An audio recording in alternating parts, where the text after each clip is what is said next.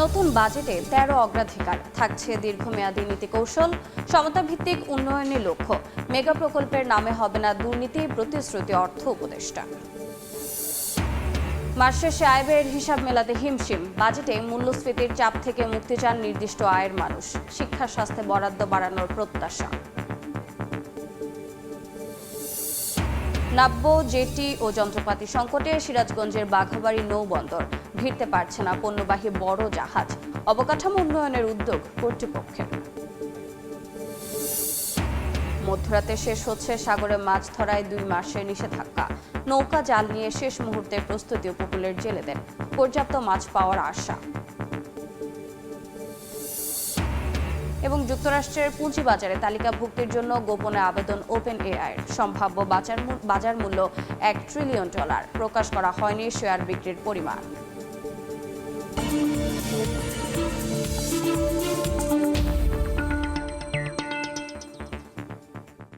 দেখছিলেন শিরোনাম। আমন্ত্রণ জানাচ্ছি দেশ ও দেশের বাইরের অর্থ বাণিজ্যের নানা খবর নিয়ে আমাদের নিয়মিত আয়োজন এ সময়ের বাণিজ্যে।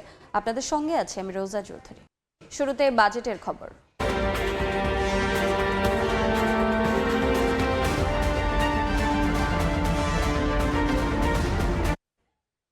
আগামীকাল উত্থাপন করা হবে ২০২৬-২৭ অর্থ বছরের জাতীয় বাজেট। বিএনপি সরকারের নির্বাচনী ইশতেহার সহ এতে অগ্রাধিকার পাবে ১৩টি বিষয়। সামাজিক সুরক্ষা খাতে বরাদ্দ বাড়ানোর পাশাপাশি বাড়ছে ভাতাভোগী ও ভাতা। সমতা ভিত্তিক উন্নয়ন দর্শনের এবারের বাজেটে মেগা প্রকল্পের নামে দুর্নীতির সুযোগ রাখা হচ্ছে না বলে জানিয়েছেন প্রধানমন্ত্রীর অর্থ উপদেষ্টা।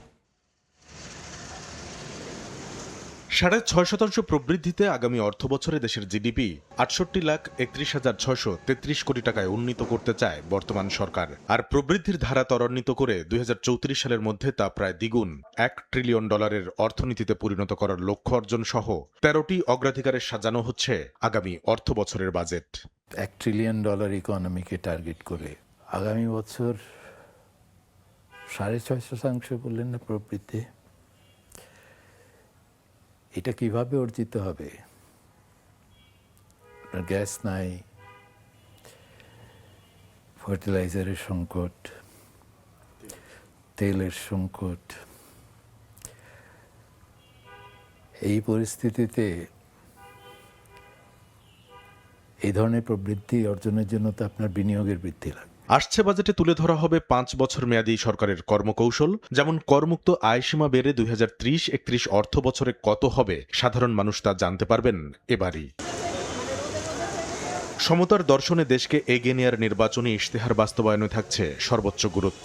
অঞ্চলভিত্তিক উন্নয়ন সম্প্রসারণের পাশাপাশি পিছিয়ে পড়া জনগোষ্ঠীকে এগিয়ে নিতে আসছে বাজেটে সামাজিক সুরক্ষা খাতের বরাদ্দ ১,১৬,০০০ কোটি টাকা থেকে বাড়িয়ে করা হচ্ছে ১,৪৫,০০০ কোটি টাকা। বাড়ানো হবে ভাতাভোগী ও ভাতার পরিমাণও। অতি ক্ষুদ্র ক্ষুদ্র কুটির শিল্প বলে কিছু নাই, সেইখান থেকে তো আপনাকে গড়ে তুলতে হবে। তার মানে আমাদের বক্তব্য কিন্তু সব খাতের জন্য, সব শিল্পের জন্য। চট্টগ্রামকে আমরা লজিস্টিক হাবে নিয়ে যেতে চাই। ঢাকা তো একটা কেন্দ্র আছে এবং ঢাকার অন্যান্য ফরিদপুর বা অন্যান্য অঞ্চলেও আমরা বড় ধরনের পরিবর্তন করতে চাই। তার মানে সব অঞ্চলের জন্য উন্নয়ন। সেই জন্যই আমাদের ইশতেহারে কিন্তু সমতা ভিত্তিক আঞ্চলিক উন্নয়নের কথা বলা হয়েছে। তবে অর্থ ও পরিকল্পনা উপদেষ্টার স্পষ্ট বার্তা, নীতিকৌশল সাজিয়ে লুটপাট করতে কোনো মেগা প্রকল্প থাকছে না আসছে অর্থ বছরে। এটা সবার আগে বাংলাদেশ, সবার জন্য বাংলাদেশ, সব খাতের জন্য বাংলাদেশ, সব প্রসার জন্য বাংলাদেশ। জাতীয় স্বাস্থ্য ব্যবস্থা, এটা তো একটা আইকনিক ব্যাপার। সার্বিক পানি সম্পদ ব্যবস্থাপনা, তিস্তা মহাপরিকল্পনা, পদ্মা ব্যারেজ, হাওর। তৃতীয় হচ্ছে যে শিক্ষা ব্যবস্থায় স্কিল বাংলাদেশ, কল্যাণ রাষ্ট্রের বাংলাদেশ, গণতান্ত্রিক বাংলাদেশ। এগুলো হচ্ছে মানুষের পরিবর্তনকারী, ট্রান্সফরমেটিভ চেঞ্জ। আমরা মেগা গিগা প্রকল্পের গিগা দুর্নীতিতে নাই। ব্যবসা বান্ধব আগামী অর্থ বছরের বাজেটে নিত্যপণ্যের বাজারে জনগণকে স্বস্তি দিতে ভ্যাট ট্যাক্স কমানো ও অব্যাহতি দেওয়ার পথে বর্তমান সরকার হাঁটবে বলেও জানান অর্থ উপদেষ্টা। কামরুল হাসান সবুজ, সময় সংবাদ, ঢাকা। বাজেটের পরই বেশিরভাগ সময় বাড়ে নিত্যপণ্যের দাম, যার প্রভাব পড়ে জনজীবনে। তাই শ্রমিক, ছাত্র থেকে খেটে খাওয়া সাধারণ মানুষ সবারই চোখ বাজেটে। তারা চান শুধু শান্তিতে বেঁচে থাকার নিশ্চয়তা। একই সঙ্গে ভবিষ্যৎ প্রজন্মের সুরক্ষায় শিক্ষা ও স্বাস্থ্য খাতে বরাদ্দ বাড়ুক, এমন দাবি তাদের। সাইফুল ইসলামের রিপোর্ট। জীবিকার টানে নরসিংদী থেকে সপ্তাহে কয়েকদিনের জন্য রাজধানীতে আসেন মোহাম্মদ আলী। 3 চাকার রিকশার প্যাডেলে চলে তার সংসার। জিডিপি, মূল্যস্ফীতি এসব তত্ত্ব বোঝেন না মোহাম্মদ আলী। তার কাছে বাজেট মানে বাজারের ফর্দের সাথে মিলুক প্রতিদিনকার খরচের হিসাব। জিনিসপত্রের দাম বেশি। ওই কালকা 400 টাকার কাম করছি, 100 টাকা গাড়ি জমা, 300 টাকা তাই 300 টাকা তো আমারও না, তো আমার ফ্যামিলি খাইব কি? আয় ব্যয়ের সাথে মাসের হিসাব মেলে না চাকরিজীবী ও ছোট ব্যবসায়ী পরিবারের। তাদের উপর আছে ব্যক্তি আয়করের মতো প্রত্যক্ষ করের চাপও। যদিও 2026-27 অর্থ বছরের বাজেটে তেমন বাড়ছে না করমুক্ত আয়সীমা। কর জিনিসটা স্কেল অনুযায়ী কমানোর দরকার আছে। এই পরিস্থিতিতে বাজারে গিয়ে চাপে পড়ছেন নির্দিষ্ট আয়ের মানুষ। তাই আসছে বাজেটে নিত্যপণ্যের দাম সাধ্যের মধ্যেই রাখাই তাদের প্রধান দাবি। আয়ের সাথে ব্যয়ের হিসাব তো আমাদের মেলে না, কারণ আমরা এখন যে দ্রব্যমূল্য যুদ্ধ করছি তাতে তো আমরা চলতে পারি না। শিক্ষাখাত যেন উপেক্ষিত না থাকে এবারের বাজেটে, সে নিশ্চয়তা চায় শিক্ষার্থীরা। সরকারের ব্যয় হচ্ছে, ফ্যামিলি থেকে টাকা পয়সা খরচ করতেছে, কিন্তু যেই মূল চাহিদাটা আমাদের কোনো স্কিল শেখা হচ্ছে না। সরকারের এই স্কিল শেখার এদিকে বেশি নজর দেওয়া দরকার। বরাদ্দ বাড়ুক স্বাস্থ্য খাতে, এমন প্রত্যাশা সাধারণ মানুষের। তারা চান হাসপাতালগুলোতে চিকিৎসা সেবার নিশ্চয়তা। স্বাস্থ্য খাতে বাজেট আছে কিন্তু সঠিক ওষুধ পাচ্ছে না, চিকিৎসা পাচ্ছে না। 999-এ কল করলে অ্যাম্বুলেন্স আসে আমরা জানি, কিন্তু সেটা কতটুকু সময় আসে, এই আশাটা নিশ্চিত করা। দিন শেষে স্বস্তিতে ঘরে ফেরার নিশ্চয়তা চায় সাধারণ মানুষ। নাগরিক নিরাপত্তায় থাকুক পর্যাপ্ত বরাদ্দ। নিরাপত্তাহীনতায় আছি আমরা, ওই বিষয়গুলো বেশি। মানে আমার মনে হয় যে একটু আইন শৃঙ্খলা বাহিনী, তাদের ভিতরে শৃঙ্খলা বা তাদের চেইন অফ কমান্ড যেটা একটু বাড়ানো উচিত। জুলাই অভ্যুত্থানের পর যে বৈষম্যহীন বাংলাদেশের স্বপ্ন দেখেছিল মানুষ, নতুন সরকারের বাজেটে তার প্রতিফলন থাকুক এমন প্রত্যাশা সকলের। রিকশা চালক থেকে চাকরিজীবী, ব্যবসায়ী বা উদ্যোক্তা, সকলেরই প্রত্যাশা 2026-27 অর্থ বছরের বাজেট হবে জনবান্ধব ও বাস্তবমুখী। মূল্যস্ফীতি নিয়ন্ত্রণের পাশাপাশি থাকবে জীবনমান উন্নয়নের রোডম্যাপ। সাইফুল ইসলাম, সময় সংবাদ, ঢাকা। সেনাকুঞ্জে আন্তর্জাতিক জাতিসংঘ শান্তিরক্ষী দিবসের আলোচনা সভায় বক্তব্য রাখছেন প্রধানমন্ত্রী তারেক রহমান। সরাসরি যাচ্ছে সেখানে। জাতিসংঘের শান্তিরক্ষা বাহিনীতে নারী সদস্যদের সক্রিয় অংশগ্রহণ অবশ্যই এক নতুন মাত্রা যোগ করেছে। আগামী দিনগুলোতেও নারী সদস্যদের অংশগ্রহণ অব্যাহত থাকবে বলে আমি দৃঢ়ভাবে বিশ্বাস করি। বিশ্বের বিভিন্ন দেশে শান্তিরক্ষা মিশনে আপনাদের নিষ্ঠা, কর্তব্য এবং সর্বোচ্চ পেশাদারিত্বের কারণেই বিশ্ব মঞ্চে অন্যতম শীর্ষ শান্তিরক্ষী প্রেরণকারী দেশ হিসেবে বাংলাদেশ সুনাম ও অবস্থান সুদৃঢ়ভাবে ধরে রাখতে সক্ষম হচ্ছে। বিশ্ব শান্তি প্রতিষ্ঠায় এটি আপনাদের সাহস এবং গভীর দায়িত্ববোধের প্রতিফলন বলেই আমি দৃঢ়ভাবে বিশ্বাস করি। বিশ্ব শান্তি রক্ষায় আমাদের এই গৌরবের ইতিহাস একদিনে অবশ্যই রচিত হয়নি। প্রায় 4 দশক ধরে আন্তর্জাতিক পরিমণ্ডলে বাংলাদেশ সশস্ত্র বাহিনী একটি আস্থা এবং নির্ভরতার নাম। উপস্থিত সুধীবৃন্দ, এবার আমি বিশেষ করে সশস্ত্র বাহিনীর দৃষ্টি আকর্ষণ করে একটি কথা উল্লেখ করতে চাই। একটি দেশের সশস্ত্র বাহিনী দেশের স্বাধীনতা, সম্মান এবং সাহসের প্রতীক। বাংলাদেশের জন্মযুদ্ধে সেনাবাহিনীর ভূমিকা ছিল ঐতিহাসিক। সেনাবাহিনীর একজন মেজর বাংলাদেশের স্বাধীনতা ঘোষণা করেছিলেন।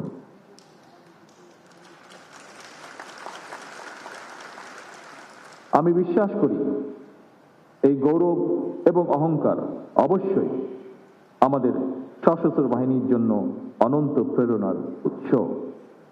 সুতরাং এই গৌরব যেন কোনোভাবেই ম্লান না হয়, সেটি রক্ষা করা অবশ্যই সশস্ত্র বাহিনীর কর্তব্য। জাতিসংঘের আন্তর্জাতিক শান্তিরক্ষী বাহিনীর সদস্য হিসাবে রাজনৈতিক অঙ্গনে বাংলাদেশের সশস্ত্র বাহিনীর ভূমিকা সুখ্যাতি পেয়েছে।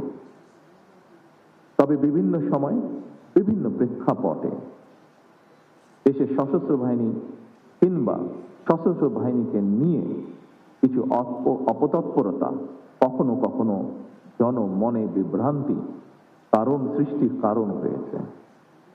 দেশে বিদেশে সশস্ত্র বাহিনীর ইমেজ বিনষ্ট করতে নানা রকম তৎপরতাও আমরা লক্ষ্য করেছি।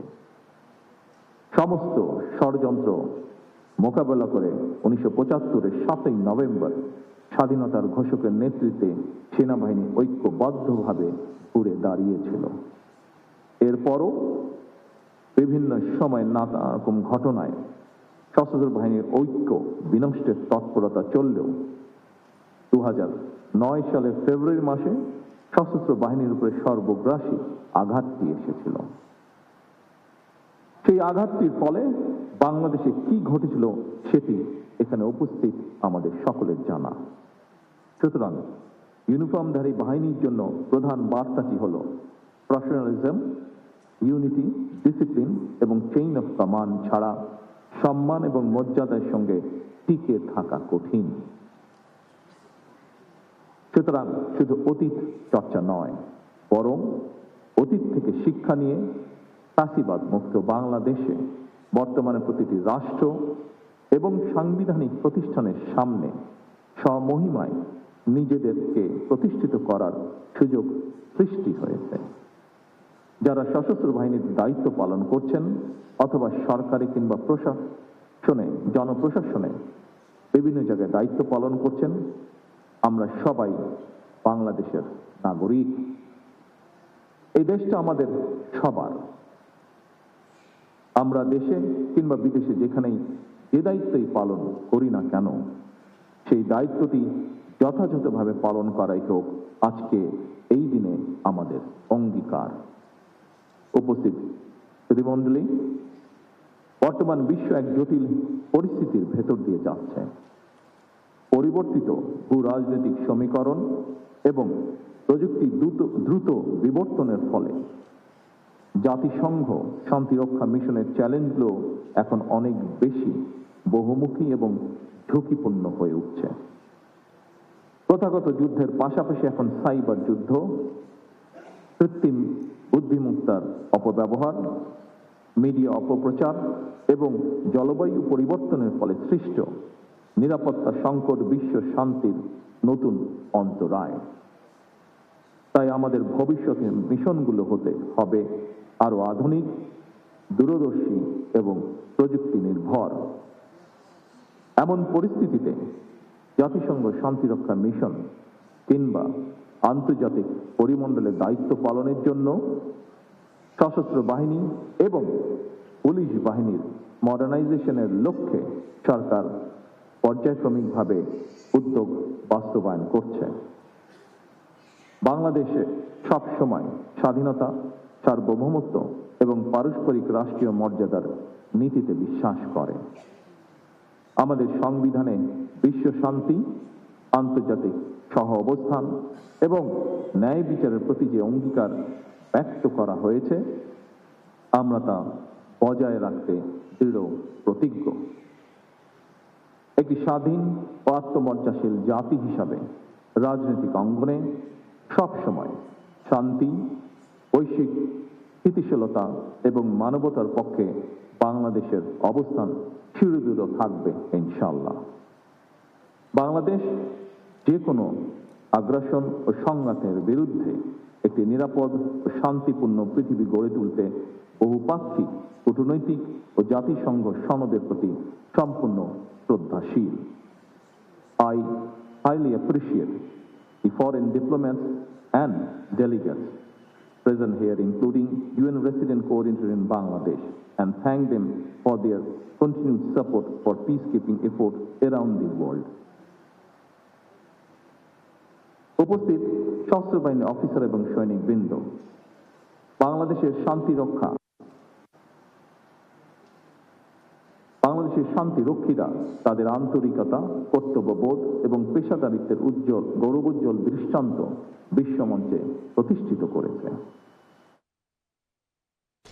সেনাকুঞ্জে বক্তব্য রাখছেন প্রধানমন্ত্রী তারেক রহমান। সরাসরি যুক্ত ছিলাম সেখানে। প্রধানমন্ত্রীর বক্তব্যের বাকি অংশ দেখতে ভিজিট করুন সময় টিভির ফেসবুক পেজে। দর্শক, আসছে অর্থ বছরের বাজেটের বিভিন্ন দিক নিয়ে আলোচনার জন্য আমাদের সঙ্গে যুক্ত হয়েছেন অর্থনীতিবিদ অধ্যাপক doctor M Abu Yusuf. Sir, এ সময় বাণিজ্যে আপনাকে স্বাগতম। স্যার, শুরুতে যেটি জানতে চাচ্ছি যে 2034 সালের মধ্যে $1 ট্রিলিয়ন লক্ষ্যমাত্রার আকাঙ্ক্ষা রেখেছে সরকার, যা বর্তমান সময়ের প্রায় দ্বিগুণ। তো এই বিষয়টিকে আপনি কিভাবে দেখছেন? জি, ধন্যবাদ।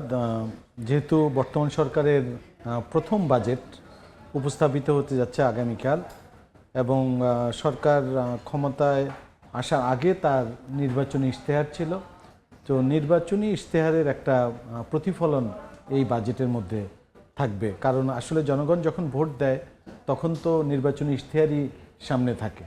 তো সেখানে যেহেতু 2034 সালের মধ্যে $1 ট্রিলিয়ন অর্থনীতির একটি সামনে রেখে নিশ্চয়ই এই বাজেটে শুধুমাত্র ঘোষণা দিলে তো হবে না, তার যে কর্মপরিকল্পনা এবং সেই কর্মপরিকল্পনা অনুযায়ী কি কি ধরনের পথ নকশা থাকছে সেটিও আসলে এই বাজেটের অন্যতম একটা বিষয় থাকবে। এখন আমরা যদি $1 ট্রিলিয়ন অর্থনীতিতে পৌঁছতে চাই, অর্থাৎ বর্তমানে যা আছে তার ডাবল করতে চাই, সে অনুযায়ী আমাদের বিনিয়োগটা বাড়াতে হবে। অর্থাৎ আমরা যদি আমাদের প্রত্যেকটা জায়গায় বিনিয়োগ বাড়াতে হবে, কর্মসংস্থান বাড়াতে হবে, জনগণের ক্রয় ক্ষমতা বাড়াতে হবে, সেটার জন্য আমাদের ইনফ্লেশনকে একটা কন্ট্রোলে রাখতে হবে। স্যার, একটু জানতে চাই যে বিনিয়োগ বাড়াতে গেলে জ্বালানির সংকটও কাটাতে হবে, সেই কর্মপরিকল্পনাটিকে কিভাবে দেখছেন? জি, অবশ্যই। কারণ আমরা যদি কর্মসংস্থানের কথা বলি, সেই কর্মসংস্থান সৃষ্টিতে সবচেয়ে বড় ভূমিকা পালন করে কিন্তু প্রাইভেট সেক্টর। এখন প্রাইভেট সেক্টরের তাদের যে ব্যবসার পরিবেশ, আমরা জানি এক ধরনের রাজনৈতিক অস্থিরতা ছিল, সেই অস্থিতিশীলতা কাটিয়ে এখন যেহেতু একটা রাজনৈতিক এবং একটা গণতান্ত্রিক সরকার ক্ষমতায় আছে, এখন অর্থনৈতিক স্থিতিশীলতাটা খুবই জরুরি।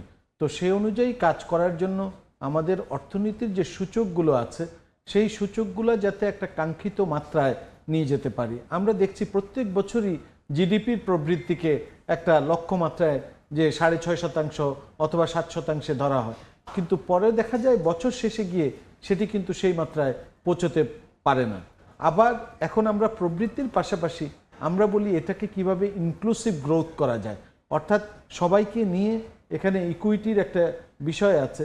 তো সেই ইনক্লুসিভ গ্রোথকে মাথায় রাখতে হলে আপনাকে শিক্ষায় বিনিয়োগ করতে হবে, স্বাস্থ্যে বিনিয়োগ করতে হবে, সামাজিক সুরক্ষাতে বিনিয়োগ করতে হবে। আমাদের কর্মসংস্থান সৃষ্টিতে সরকার যদি বিভিন্ন পদক্ষেপ গ্রহণ করে, আশা করি আমাদের এই সামনে যে বর্তমান বাজেটটি আসবে সেই বাজেটে তার একটা কিভাবে আসলে কর্মক্ষেত্রে এই পদক্ষেপ, কর্মসংস্থান তৈরির ক্ষেত্রে কি কি পদক্ষেপ নেওয়া যেতে পারে? একটা তো হচ্ছে আপনার আমাদের দেশে এখনো কিন্তু কস্ট অফ ডুইং বিজনেস অনেক বেশি। তাহলে ব্যবসার আমরা বলি এটাকে এনাবলিং এনভায়রনমেন্ট, তার যে পরিবেশটা আছে সেই পরিবেশটা রাখতে হবে। শুধুমাত্র দেশীয় বিনিয়োগকারী না, যারা বিদেশি বিনিয়োগকারী, আমরা দেখছি আমাদের ফরেন ডিরেক্ট ইনভেস্টমেন্ট যেখানে বাড়ার কথা, বিভিন্ন কারণেই হোক, সেটা রাজনৈতিক অস্থিতিশীলতা প্লাস হচ্ছে এক ধরনের অনিশ্চয়তা ছিল, সে কারণে আমাদের বিদেশি বিনিয়োগও কিন্তু আসলে আমরা যদি গত 2-3 বছরের ট্রেন্ড দেখি সেটা কিন্তু কমতির দিকে। তাহলে এই বিদেশি বিনিয়োগ আপনি দেখবেন, আপনি যদি ভিয়েতনামের কথা চিন্তা করেন, অন্যান্য দেশের কথা চিন্তা করেন, তারা কিন্তু এফডিআই বেসড ইন্ডাস্ট্রিগুলোতে, সেখানে আমরা যদি ফরেন ডিরেক্ট ইনভেস্টমেন্টকে আমরা টার্গেট করতে পারি তাহলে আমাদের এই কর্মসংস্থান সৃষ্টিতে কিন্তু অনেক বড় ধরনের ভূমিকা পালন করে। পাশাপাশি দেশীয় বিনিয়োগকারী যারা আছে তাদের যে ব্যবসায় যে বিনিয়োগের যে পরিবেশটা আছে, তাদের যে কস্ট অফ ডুইং বিজনেস আছে, সেটিকেও কিভাবে সহজীকরণ করা যায়। এখন দুইটা দিক দেখতে হবে। একদিকে আমরা জানি হয়তো বিভিন্ন ধরনের কর ছাড় থেকে আরম্ভ করে হয়তো ব্যবসায় তারা যাতে ব্যবসা করতে পারে সেগুলো যাতে থাকবে, অন্যদিকে সরকারের ফিসক্যাল স্পেসটাও কিন্তু বাড়াতে হবে। জি স্যার, দীর্ঘদিন ধরেই আসলে আমরা দেখছি যে এই কর্মসংস্থান তৈরির বিষয়টি নিয়ে অনেক ধরনের বিনিয়োগ সহজীকরণের বিষয়টি আনা হয়েছে, তারপরেও কিন্তু সমাধান হচ্ছে না। তো কেন হচ্ছে না, আপনাদের পর্যবেক্ষণ কি বলছে? জি, আমরা আসলে কর্মসংস্থান এখন কিন্তু একটা পরিবর্তিত পরিস্থিতি। আপনারা জানেন যে এখন এআই যুগ এখন অনেক যেমন হিউম্যান ডেভেলপমেন্ট রিপোর্টের একটা থিম আছে 2025-এর, people and possibilities in the age of AI. সুতরাং এআই যেমন অনেককে কর্মসংস্থান থেকে দূরে সরিয়ে দিবে, আবার অনেকের জন্য কিন্তু নতুন নতুন কর্মসংস্থানের সৃষ্টিও করবে।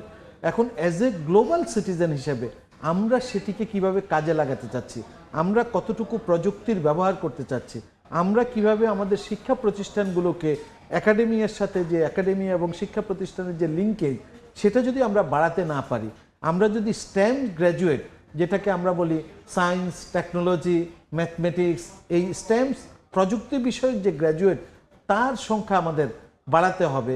আমাদের প্রোডাক্টিভ গ্র্যাজুয়েট, স্কিল গ্র্যাজুয়েট, কারণ এখন স্কিল ডেভেলপমেন্টের এই বাজেটে আশা করছি যে এই ধরনের কিছু কৌশল, অর্থাৎ একটা ট্রেডিশনাল বাজেট থেকে, ট্রেডিশনাল বাজেটটা কি হয়, আগের বাজেটই থাকে একটা ইনক্রিমেন্টাল বেসিসে হয়তো 5%, 10% বাড়িয়ে দিবে, কিন্তু এই যে কিছু স্ট্র্যাটেজিক, কিছু কৌশলী যাতে বিষয় এই বাজেটের মধ্যে থাকে, যে শুধু বললে হবে না যে আমরা এই কর্মসংস্থান সৃষ্টি করব, কিন্তু সেটা কিভাবে করব, কোন প্রতিষ্ঠানগুলোকে সামনের দিকে নিয়ে এগিয়ে নিয়ে যাওয়ার জন্য কী ধরনের ব্যবস্থা থাকবে, আশা করি এই বাজেটের মধ্যে তার একটা রিফ্লেকশনও কিন্তু আমাদের থাকবে। এখন এই কর্মসংস্থানের পাশাপাশি আমরা মনে করি যে তরুণ জনগোষ্ঠী যারা আছে তাদেরকে আবার সেলফ এমপ্লয়মেন্ট, সবাইকে তো চাকরি দেওয়া যাবে না, একটা জায়গায় আমাদের খুব ভালো সুযোগ আছে ওভারসিজ এমপ্লয়মেন্ট।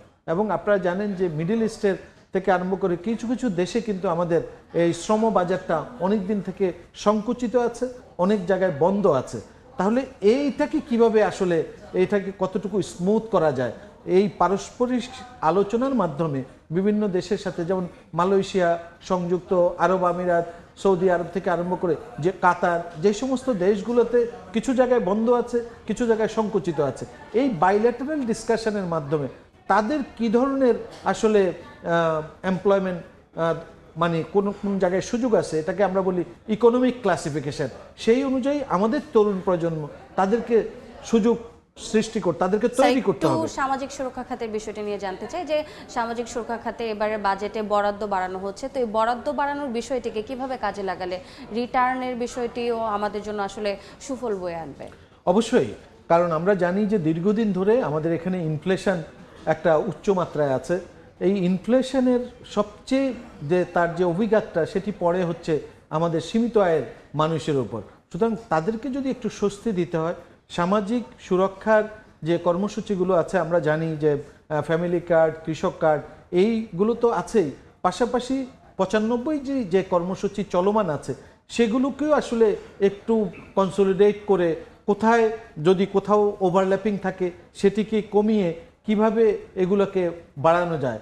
সবচেয়ে বড় চ্যালেঞ্জ হচ্ছে, আমরা জানি যে 1,45,000 কোটি টাকা সামাজিক সুরক্ষা খাতে বরাদ্দ দিতে যাচ্ছে সরকার, কিন্তু এই সুবিধাভোগী যারা আছে, যাদেরকে টার্গেট করা হচ্ছে, তাদের কাছে যাতে সুবিধাটা পায়, এইখানে যাতে লিকেজটা না হয়, এখানে যাতে ইনক্লুশন এররটা না হয়।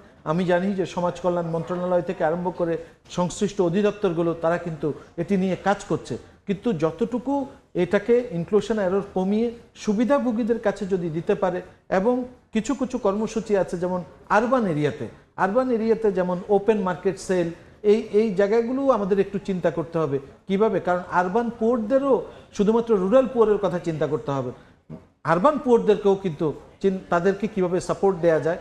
আর খাদ্য বান্ধব কর্মসূচি, কারণ এই যে ফুড সিকিউরিটিটা, আমরা জানি যে সরকারের খাদ্য বান্ধব কর্মসূচি গ্রামে আর শহরে যেরকম ওপেন মার্কেট সেল, যেটা ট্রাক সেলের মাধ্যমে দেওয়া অথবা টিসিবির সাশ্রয়ী মূল্যে, এই জায়গাটাও আসলে দেখতে হবে। তো আশা করছি এই বাজেটে এই ধরনের কর্মসূচিগুলো থাকবে। আপনাকে অসংখ্য ধন্যবাদ আমাদের সাথে যুক্ত হবার জন্য। আপনাকে ধন্যবাদ।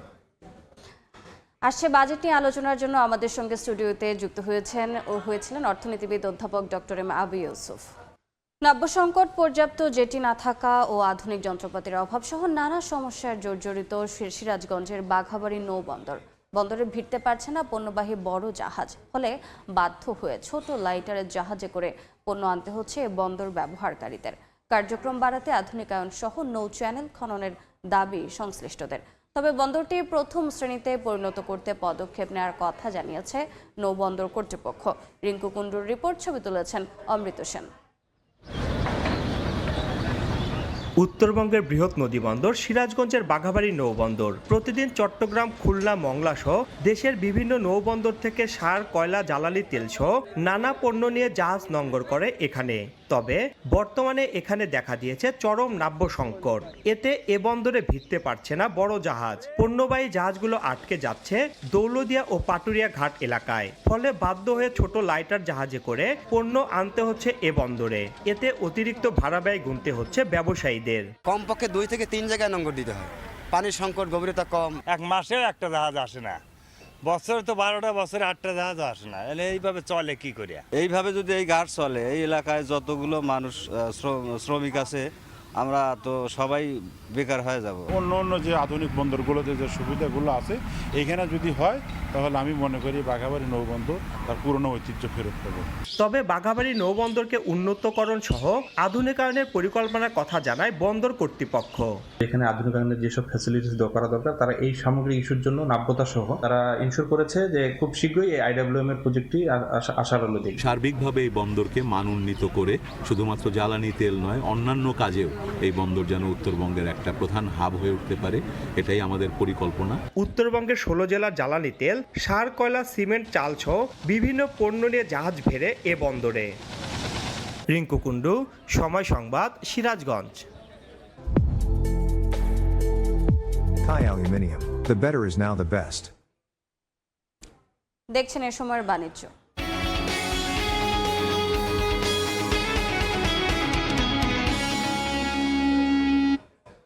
এবার জানাবো দেশের প্রধান পুঁজিবাজার ঢাকা স্টক এক্সচেঞ্জের লেনদেনের খবর। সরাসরি যাচ্ছে ডিএসসির ওয়েবসাইটে। ডিএসসির ওয়েবসাইটে প্রথমে যেটি দেখতে পাচ্ছি যে 3টি সূচকই ঊর্ধ্বমুখী রয়েছে। ডিএসসি এক্স ইন্ডেক্স 22 পয়েন্ট থেকে বেড়ে দাঁড়িয়েছে 5541 পয়েন্টে এবং দ্বিতীয় অবস্থানে ডিএসসি এস ইন্ডেক্স 5 পয়েন্ট থেকে বেড়ে দাঁড়িয়েছে 1117 পয়েন্টে। তারপর জানছি ডিএস 30 ইন্ডেক্স, এটি 5 পয়েন্ট থেকে বেড়ে দাঁড়িয়েছে 2085 পয়েন্টে। এখন পর্যন্ত মোট লেনদেন হয়েছে 487 কোটি টাকার। এখন পর্যন্ত যতটি কোম্পানি লেনদেন করেছে তার মধ্যে শেয়ার বেড়েছে 233টি কোম্পানির এবং শেয়ার কমেছে 109টি কোম্পানির এবং অপরিবর্তিত রয়েছে 47টি কোম্পানির। এই অবস্থায় একবার দেখে নিতে চাই যে শেয়ারের শীর্ষ অবস্থানে থাকা কোম্পানিগুলোর বাজার দর।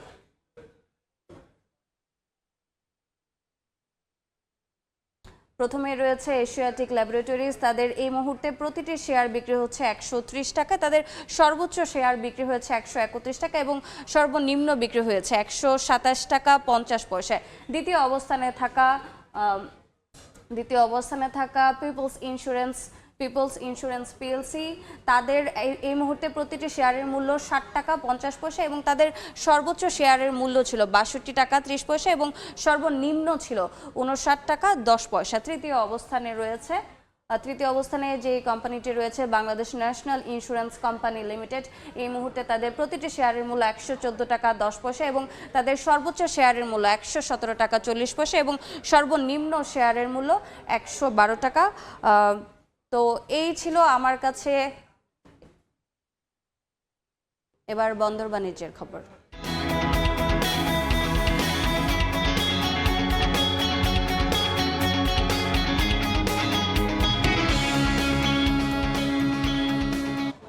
চট্টগ্রামের নিউ মোরিং টার্মিনাল দেশি বিদেশি প্রতিষ্ঠানকে ইজারা দেওয়ার প্রক্রিয়া বন্ধের দাবিতে সমাবেশ করছে শ্রমিক কর্মচারী ঐক্য পরিষদ। সেখানে আছেন সহকর্মী ফেরদৌস লিপি, বিস্তারিত জানতে যাচ্ছে তার কাছে। লিপি, আমরা এই মুহূর্তে আছি চট্টগ্রাম জেলা প্রশাসনের কার্যালয়ের সামনে এবং স্কোপের নেতৃবৃন্দরা যে মিছিল নিয়ে এখানে এসেছেন তারপর নেতৃবৃন্দরা কিন্তু জেলা প্রশাসনের কাছে স্মারকলিপি দিতে গিয়েছেন এবং আপনারা জানেন যে চট্টগ্রাম বন্দরের এনসিটি দেশি বিদেশিদের ইজারা দেওয়ার প্রতিবাদে দীর্ঘদিন ধরে আন্দোলন করছে। আজকের কর্মসূচিটা মূলত ছিল শ্রমিক সমাবেশ এবং প্রধানমন্ত্রী বরাবর স্মারকলিপি প্রদান। তো তারা জেলা প্রশাসনের যে কার্যালয় সেখানে সমাবেশ করছেন এবং এবং যারা নেতৃবৃন্দ আছেন তারা কিন্তু ইতিমধ্যে জেলা প্রশাসকের কাছে গিয়েছেন। প্রধানমন্ত্রী বরাবর যে স্মারকলিপিটা সেটা কিন্তু জেলা প্রশাসকের মাধ্যমে তারা পৌঁছাবেন বলে আমাদেরকে জানিয়েছেন এবং জানেন যে এনসিটি নিয়ে কিন্তু দীর্ঘদিন ধরে আন্দোলন করে আসছে স্কোপ সহ বিভিন্ন শ্রমিক সংগঠন সহ বিভিন্ন রাজনৈতিক দলগুলো, বিশেষ করে ডিপি ওয়ালকে যে ইজারা দেওয়ার প্রতিবাদ তারা জানিয়ে আসছিল এবং পাশাপাশি তারা বলছেন যে এই লাভজনক প্রতিষ্ঠানটি যেন শুধুমাত্র ডিপি ওয়াল নয়, দেশি বিদেশি কোনো প্রতিষ্ঠানকে ইজারা দেওয়ার পক্ষে না শ্রমিকরা। তারা বলছেন যে চট্টগ্রাম বন্দরের তাদের যে নিজস্ব পরিচালনা, সে পরিচালনা রাখার দাবি করছেন শ্রমিকরা এবং বলছেন যে চট্টগ্রাম বন্দরে যেসব টার্মিনাল লাভজনক তার মধ্যে অন্যতম হচ্ছে এনসিটি এবং এনসিটি যে অবকাঠামো বা এখন যে পরিমাণ কন্টেনার হ্যান্ডেলিং করে সেটা কিন্তু যে ধরনের মুনাফার পর্যায়ে রয়েছে সেটা আসলে দেশি বিদেশি যে কোনো প্রতিষ্ঠানকে দেওয়া সেটা সরকারের জন্য লাভজনক হবে না, সেই প্রতিবাদটা জানাচ্ছে এবং তারা বলছেন যে এই আন্দোলনটা কিন্তু তারা অব্যাহত রাখবে যতদিন পর্যন্ত ইজারা দেওয়ার প্রক্রিয়া বাতিল না হয়। তো এই ছিল আমার কাছে এখনো পর্যন্ত সর্বশেষ চট্টগ্রাম জেলা প্রশাসন কার্যালয় থেকে। সরাসরি যুক্ত ছিলাম চট্টগ্রামে। এবার জনপদের অর্থনীতির খবর।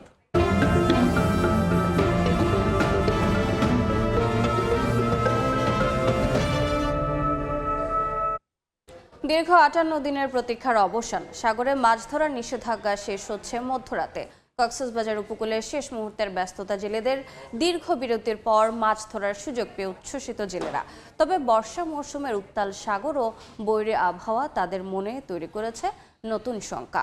মৎস্য বিভাগের আশা, সফল নিষেধাজ্ঞার সুফলে এবার সাগরে ধরা দেবে বিপুল মাছ, লাভবান হবেন জেলে ও ট্রলার মালিকরা। বিস্তারিত জানাচ্ছেন সুজাউদ্দিন রুবেল। কক্সবাজার শহরের বাকখালী নদীর চেয়ারম্যান ঘাট, নদীতে নোঙর করা ট্রলারগুলোতে চলছে শেষ মুহূর্তের ব্যস্ততা। দীর্ঘ 58 দিনের অপেক্ষার প্রহর শেষে আবারও সাগরে নামার সুযোগ মিলছে, তাই সবার চোখে মুখে উচ্ছ্বাস আর প্রত্যাশার ঝিলিক। শুধু বাকখালী নদী নয়, কক্সবাজার উপকূল জুড়েই এখন একই চিত্র। তবে এই আনন্দের মাঝেও রয়েছে শঙ্কা, কারণ নিষেধাজ্ঞা শেষ হচ্ছে বর্ষা মৌসুমে, যখন সাগর উত্তাল আর বৈরী আবহাওয়া জেলেদের জন্য বড় ঝুঁকি হয়ে দাঁড়ায়। তাই মাছের আশায় বুক বাঁধলেও নিরাপদে ফিরে আসার চিন্তা পিছুই ছাড়ছে না তাদের। আমরা এখন বুটটা প্রস্তুতি নিচ্ছি সাগরে যাওয়ার জন্য। বন্ধ যখন সরকার দেয় তখন তো মনে করেন আবহাওয়া খারাপ থাকে না, ভালো থাকে। তো যখন বন্ধ শেষ হয় তখন ঝড় তুফান সিঙ্গেল শুরু হয়। যারা মোটামুটি প্রস্তুতি নিয়েছে, আশা করছি আমরা সাগর জেলারা সবাই মাছের জন্য অধীর আগ্রহী রয়েছে। জেলা মৎস্য বিভাগের দাবি, সামুদ্রিক মাছের প্রজনন ও উৎপাদন বৃদ্ধির লক্ষ্যেই বৈজ্ঞানিক গবেষণার ভিত্তিতে নিষেধাজ্ঞার সময় নির্ধারণ করা হয়েছে। যদি এরকম কোনো বিষয় থাকে যে এটা শিফট করা যায়, তাহলে এটা সরকারের ঊর্ধ্বতন কর্তৃপক্ষের মাধ্যমে সিদ্ধান্ত গৃহীত হবে। কক্সবাজারের নিবন্ধিত প্রায় 65,000 জেলে থাকলেও এই পেশায় জড়িতদের সংখ্যা 1.5 লাখ ছাড়িয়ে যাবে, দাবি জেলা ফিশিং বুট মালিক সমিতির। সুজাউদ্দিন রুবেল, সময় সংবাদ, কক্সবাজার।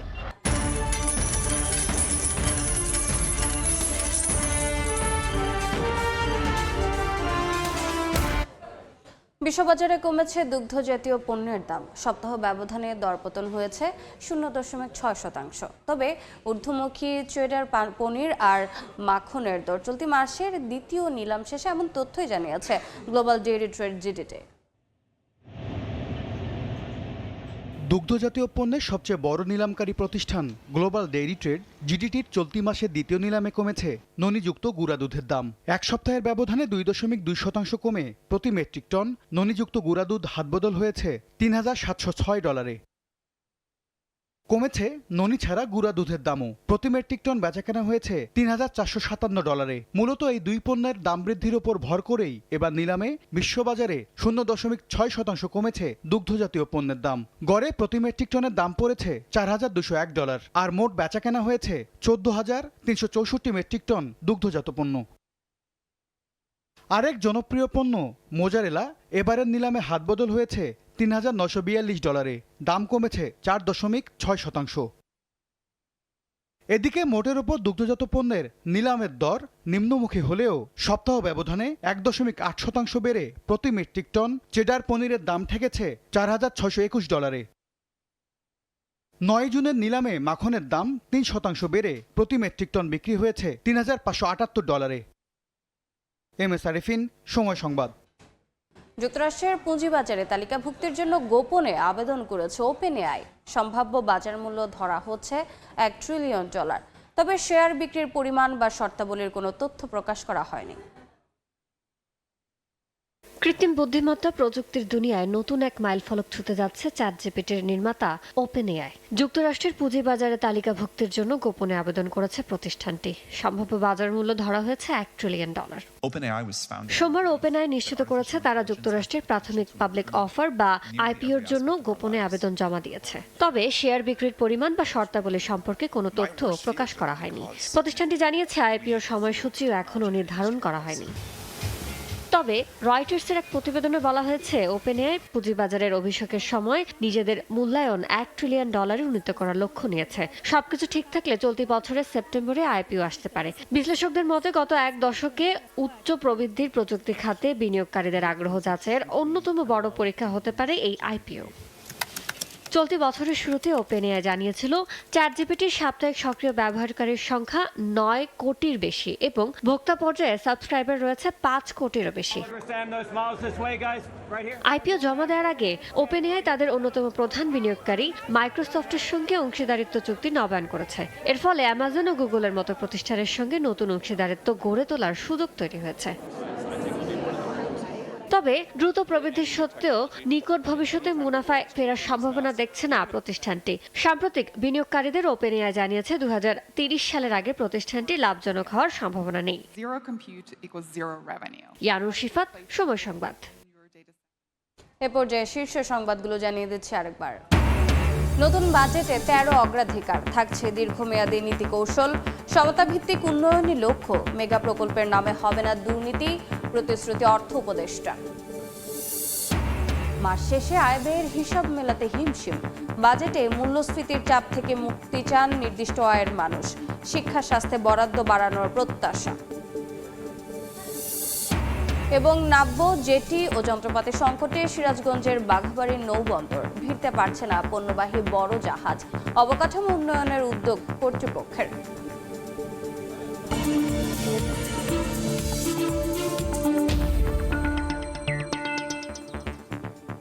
এই ছিল এ সময়ের বাণিজ্যে। দুপুর 12টার সময় সংবাদের সঙ্গে থাকবেন ইমদাদুল হক।